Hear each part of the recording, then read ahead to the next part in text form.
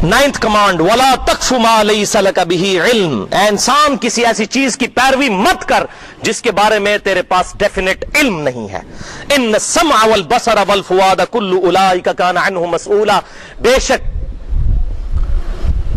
कान, आंखें और अकल, इसके बारे में पूछा जाएगा। फुआद की अप्रोप्रिएट ट्रांसलेशन है अकल, फायदे वाली चीज, कि इन 3 अज़ा को इस्तेमाल करके तूने हक बात हासिल करने की कोशिश क्यों नहीं की।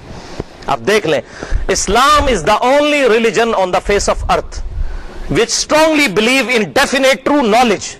इस्लाम कहता है बगैर इल्म के किसी चीज की पैरवी मत की जाए, और इल्म कुरान ने 2 ही बताए हैं सूरतुल बकरा के 4थे रुकू के अंदर। 2 इल्म, एक है रिवील्ड नॉलेज, वही का इल्म जो किताब और सुन्नत की शक्ल में हमारे पास मौजूद है, और दूसरा साइंस का इल्म। वअल्लम आदम अल अस्मा कुल्लहा, और हमने आदम अलैहिस्सलाम को तमाम चीजों के नाम सिखा दिए थे। इसी से फिर डिस्कवरीज है। आदम अलैहिस्सलाम को अल्लाह ताला ने पोटेंशियली ये तमाम चीजें सिखा दी थी, वो फिर इवॉल्व होते होते अब इंसान ने हवाई जहाज बना ली है, उसी अकल को इस्तेमाल करते हुए। जैसे आम की गुठली को जब जमीन में बोया जाता है, पूरा दरख्त उसके अंदर होता है, लेकिन उसको दरख्त बनने में 8 साल चाहिए। इसी तरीके से वही अकल इवॉल्व होते होते, जवान होते होते अब यहां तक पहुंच चुकी है। तो या साइंस के इल्म को कुरान मानता है, या रिवील्ड नॉलेज को, वही के इल्म को, या एक्वायर्ड नॉलेज को, साइंस के इल्म को। The knowledge obtained through observations and experiments, उसको हम साइंस का इल्म भी कहते हैं। यह भी कुरान और सुन्नत की तरह डेफिनेट इल्म है।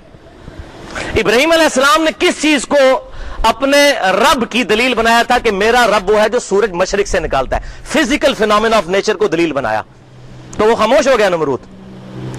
आग चीजों को जलाती है और पानी आग को ठंडा करता है, ये फिजिकल नॉलेज है, डेफिनेट नॉलेज है। पेट्रोल जो है ये आग को भड़का देता है, ये डेफिनेट नॉलेज है। लिहाजा इसको अल्लाह ताला हुज्जत मानता है कुरान की नजर में, और कुरान और सुन्नत के इल्म को। ये 2 उलूम है, तीसरा कोई इल्म नहीं है।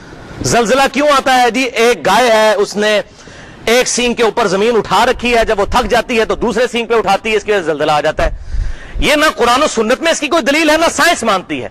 हाँ, साइंस हमें बताती है कि टेक्टोनिक प्लेट्स जो है, जियोलॉजिस्ट हमें बताते हैं कि उनके डिस्टर्बेंस के साथ ये सारा मामला होता है। और उनसे पूछा जाए कि डिस्टर्ब कौन करता है, तो वो कहते हैं कि ये कोई डिवाइन सोर्स है पीछे करने वाली, और वो अल्लाह है। पीछे तो अल्लाह है, उसको सुप्रीम बीइंग कह दें, आप डिवाइन सोर्स कह दें, सुपर नेचुरल एजेंसी, कोई भी नाम उसका रख लें। तो ऐ इंसान किसी चीज की पैरवी उस वक्त तक मत कर जब तक तेरे पास डेफिनेट इल्म ना आ जाए। बेशक कान, आंखें और अकल, इसके बारे में पूछा जाएगा, इनको इस्तेमाल करके तूने हक बात हासिल करने की कोशिश क्यों नहीं की। अब इस आयत पे मैं घंटों बोल चुका हूं, मेरे कई लेक्चर्स हैं इस आयत के ऊपर। एक लेक्चर है मसला नंबर 39 के नाम से, इल्म वही और इल्म साइंस की अहमियत और उनका दायरा कार। 40 मिनट की गुफ्तगू है, ahlesunnatpak.com हमारी वेबसाइट पे वो अपलोड है। अगर किसी को शौक हो तो वो उसको सुन सकता है। इसके अलावा भी मुख्तलिफ लेक्चर्स, एक है who is Allah in the light of latest scientific facts, Allah कौन है जदीद साइंसी हकायक की रोशनी में, 1 घंटे की गुफ्तगू मसला नंबर 60 के नाम से अपलोड है ahlesunnatpak.com पे। उसमें भी मैंने ये तमाम चीजें डिटेल के साथ एड्रेस की हैं। बहरहाल इस्लाम ने इल्म की बुनियाद पर चीजों को फॉलो करने का हुक्म दिया है, लिहाजा चाहे दीन की चीजें हों या हमारी दुनियावी एतबार से डेफिनेट इल्म को फॉलो करें। खुद देखें किताब और सुन्नत का इल्म हासिल करके कि हक बात क्या है। इसीलिए मैं कहता हूं कि सही बुखारी, सही मुस्लिम खुद पढ़कर देखें कि नमाज का सही तरीका क्या है, और उस तरीके के मुताबिक जो इमाम कायनात सल्लल्लाहु अलैहि वसल्लम ने तालीम फरमाया उस पर अमल करें। मौलवियों के पीछे ना चले। मौलवी तो भाई अपनी रोटी के चक्कर में है, वो अपनी रोटी के चक्कर में कभी भी हक बात आपको नहीं बताएंगे। जिसकी रोटी दीन के साथ वाबस्ता है वो कभी भी हक बात अपने मकबे फिक्र के खिलाफ कर ही नहीं सकता, वरना मस्जिद कमेटी 2 मिनट में फारिग कर देगी, उसके बच्चों का खर्चा आप उठाएंगे।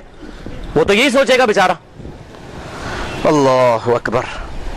इसी पे डॉक्टर इकबाल का एक जुमला मैं बोलता हूं। डॉक्टर इकबाल ने 6 खुतबात दिए थे जिनका नाम है reconstruction of religious thoughts in इस्लाम।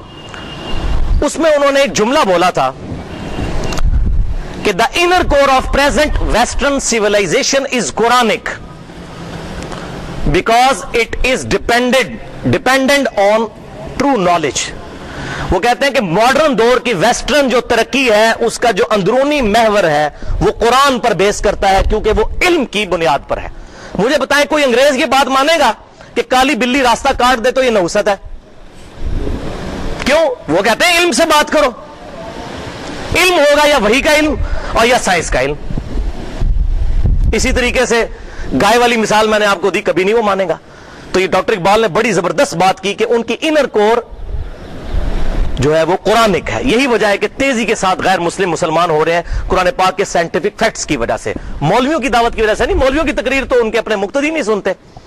11 ستمبر 2001 کے بعد 34,000 امریکن 9 مہینے میں قرآن کا ترجمہ انگریزی میں پڑھ کر جب اسلام کو ملائن کیا گیا, انہوں نے قرآن خود پڑھ کے دیکھا, اسلام قبول کیا. پلین ٹروتھ میگزین ہے امریکہ کا, اس کے فگرز ہیں. اور اس کے بعد سے ابھی تک 12 سالوں میں روزانہ 400 بندہ امریکہ اور یورپ کے اندر اسلام قبول کر رہے ہیں قرآن کا ترجمہ انگریزی میں پڑھ. اور یہاں مولوی کہتا ہے قرآن حدیث ڈائریکٹ نہ پڑھنا, گمراہ ہو جاؤ گے. اور ان گمراہوں کو ہدایت مل رہی ہے. یہ الٹی گنگا ان کی بہ رہی ہے. قرآن و سنت اب کریں گے